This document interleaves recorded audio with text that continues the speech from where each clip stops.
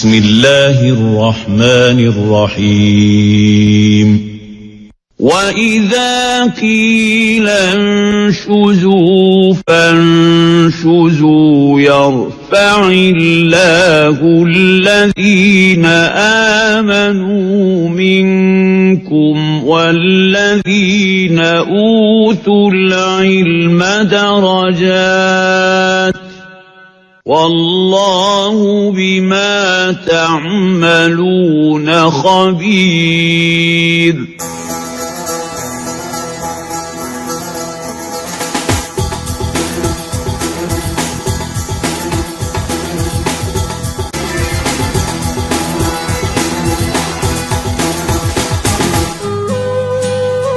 Assalamualaikum warahmatullahi wabarakatuh. Selamat pagi pemirsa Trans 7. Asana Ensiklopedia Islam Dunia pagi ini kembali hadir ke hadapan Anda.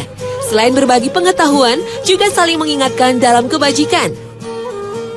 Tahukah Anda bahwa penjelajah dunia sebelum Columbus dan Marco Polo adalah seorang Islam? Seorang ilmuwan yang mencari Tuhannya hingga ke pelosok bumi. Pemirsa, inilah Ibnu Battuta.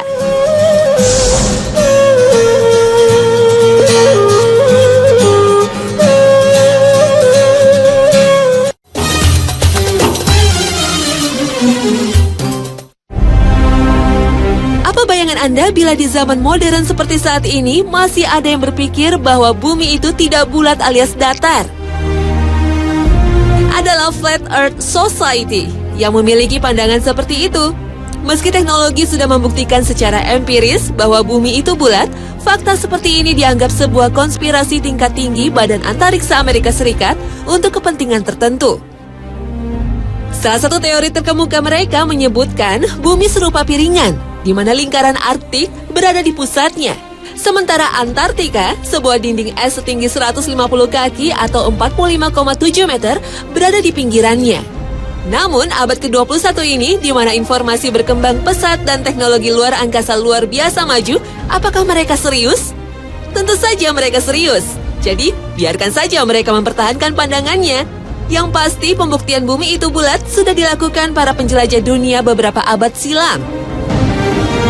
Di abad ke-16, Nicolaus Copernicus mengungkapkan teori heliosentris dan diperkuat lagi oleh Galileo. Keduanya sepakat tata surya berpusat kepada matahari dan bumi itu berbentuk bulat. Namun jauh sebelum Copernicus dan Galileo, para sarjana muslim pada abad ke-9 Masehi telah menyatakan bahwa bumi bundar seperti bola. Pada tahun 830 Masehi, Muhammad bin Musa al-Khawarizmi beserta para astronom lainnya telah membuat peta globe pertama. Saat itu, para astronom muslim juga menyatakan bahwa keliling bumi mencapai 24.000 mil atau 38,6 kilometer. Hanya berbeda 3,6% dari perkiraan yang dilakukan para ilmuwan di era modern. Pada abad ke-10 Masehi, ilmuwan muslim bernama Abu Raihan al-Biruni mengukur jari-jari bumi yang mencapai 6.339,6 kilometer. Hanya kurang 16,8 km dari nilai perkiraan ilmuwan modern.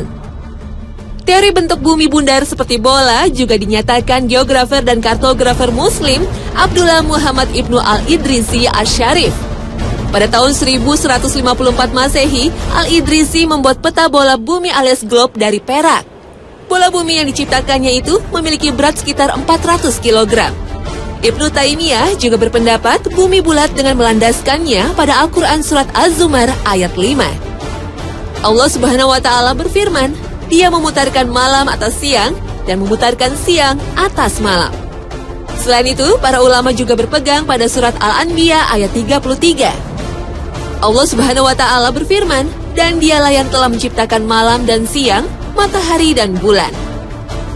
Masing-masing dari keduanya itu beredar atau falak di dalam garis edarnya. Kata falak dalam ayat itu, menurut para ulama, berarti bundar. Meskipun terlambat dibanding cendekiawan muslim, pemikiran Copernicus dan Galileo telah mendorong orang-orang Eropa untuk mengarungi lautan mencari daerah baru.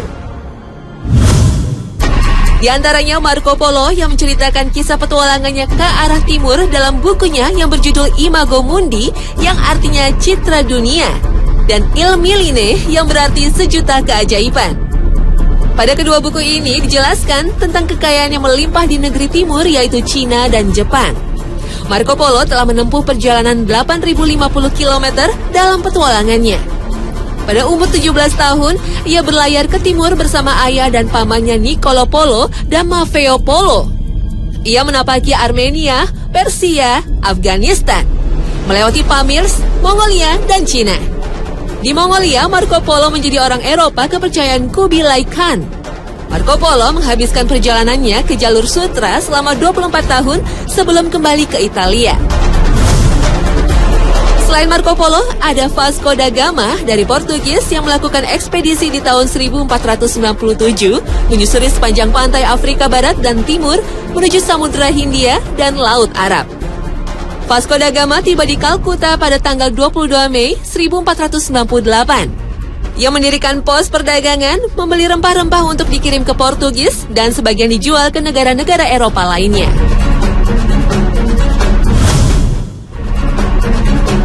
Penjelajah Eropa lainnya adalah Christopher Columbus. Pada tanggal 3 Agustus 1492, dengan menggunakan 3 buah kapal yaitu Santa Maria, Nina, dan Pinta, Columbus mulai berlayar mencari sumber rempah-rempah di dunia timur. Setelah berlayar lebih dari 2 bulan mengarungi Samudra Atlantik, sampailah Columbus di Pulau Guanahani yang terletak di Kepulauan Bahama, Karibia. Ia merasa telah sampai di Kepulauan Hindia Timur yang merupakan sumber rempah-rempah, yang menamai penduduk asli di kawasan itu sebagai Indian. Terhitung 4 kali Columbus bersama Amerigo Vespucci berlayar dalam rentang waktu 1492 hingga 1504. Mereka dianggap telah menemukan benua baru yang diberi nama Amerika.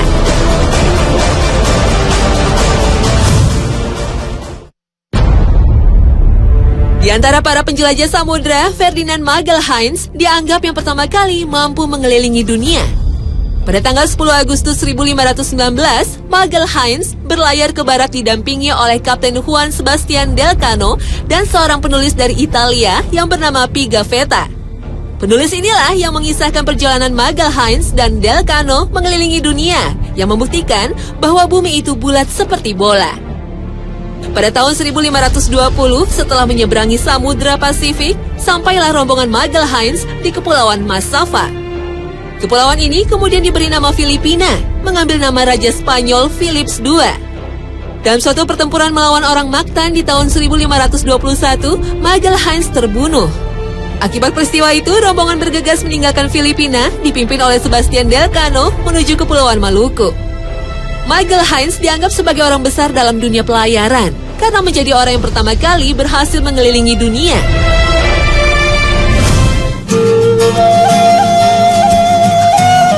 Nah, dunia Islam pun memiliki sosok penjelajah yang melegenda. Perjalanan panjangnya melebihi para penjelajah Eropa. Berikut ini kisahnya.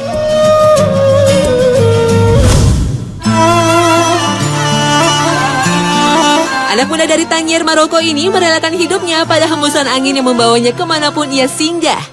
Napak tilas perjalanannya menempatkannya sebagai penjelajah dunia terbesar yang memiliki peradaban Islam dan dunia. Ia bernama Ibnu Battuta. Di pagi hari yang dingin, tahun 1349, seorang pria Arab berkuda lambat menuju gerbang kota Tangier di pantai Afrika Utara. Bagi Ibnu Battuta, ini adalah akhir dari perjalanan jauhnya. Ketika ia meninggalkan rumahnya di Tangier 24 tahun yang lalu, ia tidak pernah merencanakan sebuah perjalanan sedemikian jauh dan lamanya. Dari kejauhan, matanya menyusuri lekuk putih atap-atap rumah dan kubah masjid yang berlatarkan Laut Atlantik. Ia mencoba menyusuri kembali ingatannya akan wajah kota yang telah ia tinggalkan selama hampir seperempat abad lamanya.